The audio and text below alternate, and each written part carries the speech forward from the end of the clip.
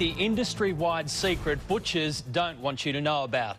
Major suppliers have been caught using a special product known as meat glue to stick together scraps of meat to sell as prime cuts.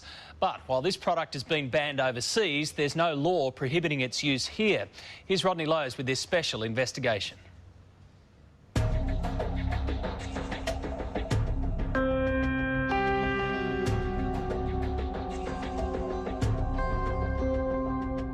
It's the meat industry's dirty secret, a way of turning the scraps too small to sell as a premium steak back into a juicy, plump eye fillet to sell for a premium price.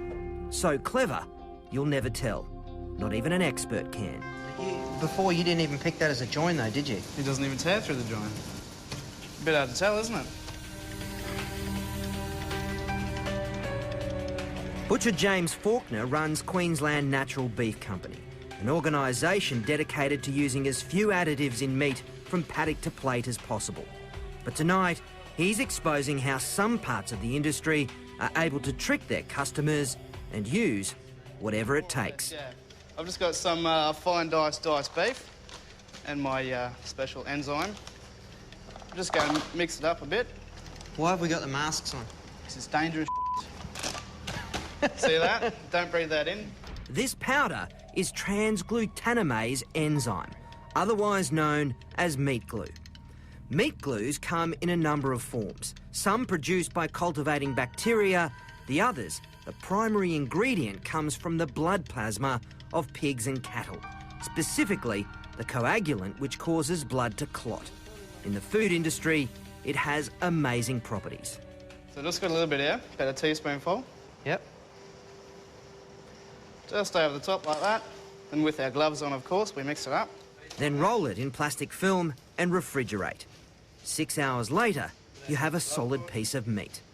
And essentially, you've got a reborn, rebirthed eye fillet. More or less, yeah.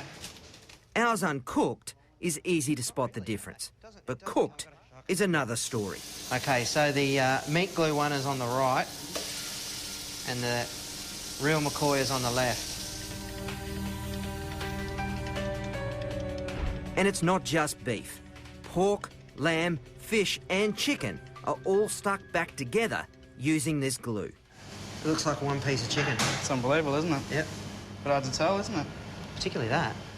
On the grill, it's even harder to pick. So that's the real McCoy. Give this a burl.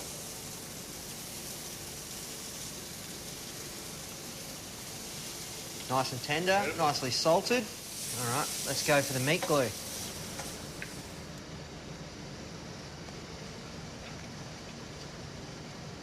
I can't tell the difference. Pretty good, but potentially dangerous. I've sort of got two concerns. One that is well publicised, which is misleading people. The other area is the microbial side. It's why the European Union moved to ban meat glue in May last year. Microbiologist Glenn Pinner.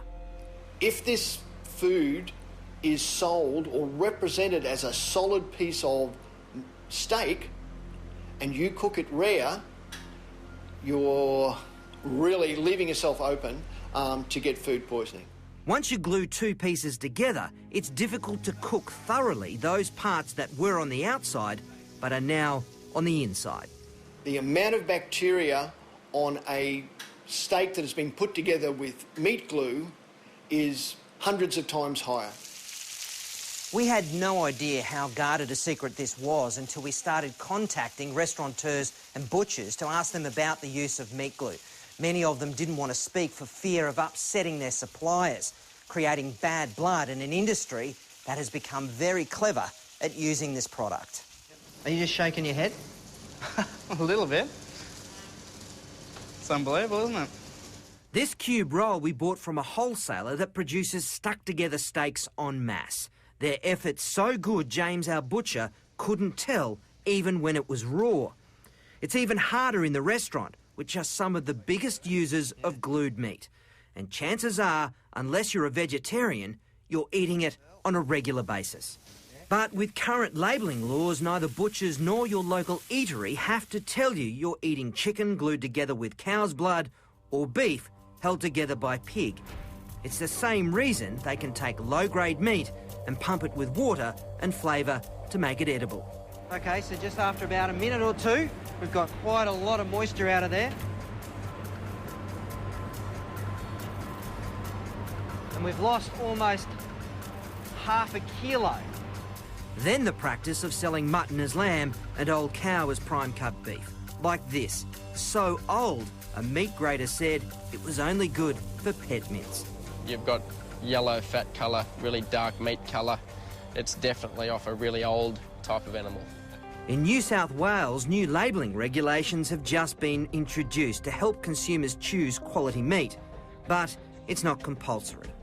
So for most of us, picking a quality piece of meat is still a shot in the dark.